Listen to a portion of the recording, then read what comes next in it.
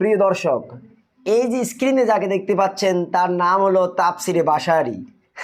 তাফসিরে বাশারী, আপনারা তাকে চিনেন অনেকে। তার আজগবি ঘটনা, এবার সে শাইখ আলী হাসান ওসামা প্রসঙ্গে এমন ফতোয়া দিয়েছেন, আজকে আমরা তাকে কি উপাধি দেব চলুন সরাসরি দেখি। আসসালামু আলাইকুম রহমতুল্লাহ। প্রিয় বন্ধুগণ, দেখুন এই তাফসিরে বাশারী কি বলে। আলী হাসান ওসামা কি খারেজি? তার লেখা বই পড়া যাবে কি? আজকে আমি বলবো, কালকে আপনারা হেডলাইনে অনেক কিছুই করবেন। তাই নাকি?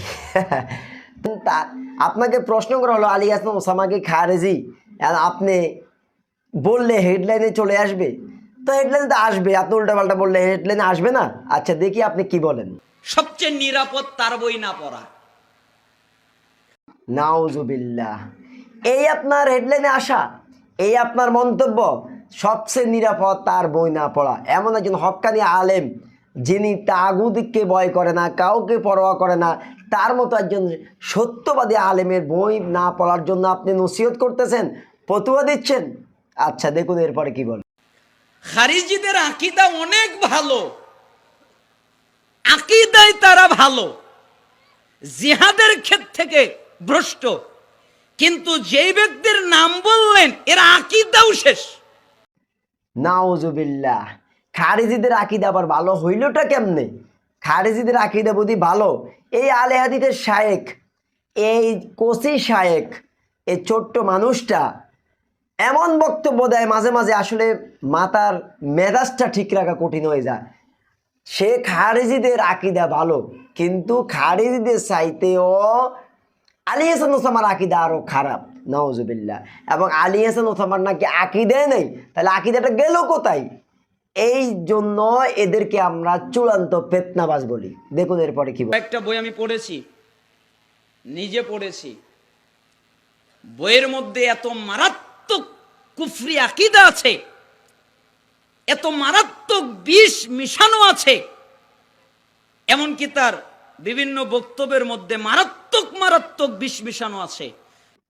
আপনি তার বই পড়ে বুঝেছেন গোনার আন্ডা, কিছুই আপনি বুঝেন না। যদি বুঝতেন তাহলে এই ধরনের বক্তব্য আপনি দিতেন না। তার বইতে বুঝি বিষ মিশানো আছে, তো সে বিষ আপনি খেয়েছেন, অথবা সেই বিষ আপনার হাতে লেগে আপনার কোনো ক্ষতি হয়েছে? আসলে আন্দাজে মানুষকে এভাবে ভুল বুঝানো, কি বলবো, ভাষা পাচ্ছি না। এরপরে এই বাশারী বলল কি, এই বাশারী কি বলল, তার বক্তব্যগুলোতে বিষ মেশানো আছে। হ্যাঁ এটা ঠিক। সেটা কোন বিষ? কারণ তিনি কাউকে পরোয়া করেন না, হক কথা, সঠিক কথা, কোরআন সুন্নাহর আলোকে প্রকৃত কথা বলতে তিনি কাউকে পরোয়া করেন না, যার কারণে তিনি কারাগারে কারাবরণ পর্যন্ত করলেন, তিনি জেল কেটেছেন, মামলা খেলেন। তাহলে তার সাথে তুলনা আমরা কাকে করব? এই আলে হাদিসদেরকে, এই ফিতনাবাজগুলোকে। আফসোস, চূড়ান্ত আফসোস। দেখুন এরপরে কি। এই জন্য বিরত থাকবেন, তাহলে ইমানকে হিফাজত করতে পারবেন। আর যদি ঢুকে পড়েন, তাহলে কোন সময় জেলে বন্দী হবেন আপনি নিজেও বুঝবেন না। বুঝেননি? বিরত থাকতে হবে আপনার বই পড়া থেকে, এই আলে হাদিসদের কাছ থেকে বিরত থাকতে হবে। কারণ এই উম্মার মাঝে যত ফিতনা, যত অশান্তি, যত ফাসাদ, সব কিছুর জন্য আলে হাদিসরে দায়ী। আজকে এই বাংলাদেশে ইখতিলাফ নিয়ে যে পরিমাণ গন্ডগোল, যে পরিমাণ ফিতনা, যে পরিমাণ কি বলবো, উম্মার মাঝে যে মারামারি কাটাকাটি, এগুলোর জন্য আলে হাদিস দায়। তাই বিরত থাকতে হবে আলে হাদিসদের ফিতনা থেকে। শাইখ আলী হাসান ওসামার কাছ থেকে বিরত নয়, বরং শাইখ আলী হাসান ওসামার হক কথা বলে, এই জন্যই তারা তাগুদের শিকার হয়, জুলুমের শিকার হয়, হামলা মামলার শিকার হয়।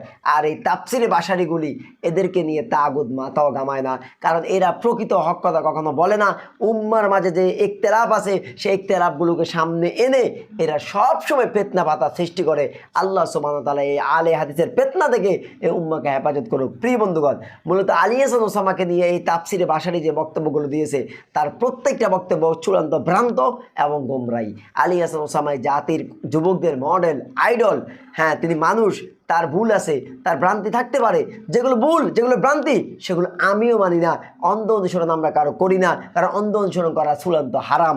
আমরা যেটা ভালো সেটা অবশ্যই মানি, কিন্তু তাই বলে তিনি খারিজি, তার আকীদা নেই, তার বই পড়া, তার বয়ান শুনো থেকে দূরে থাকবে, এমন ফতোয়া কোনো হক্কানি আলেম দিতে পারে না, একমাত্র ফিতনাবাজরা ছাড়া।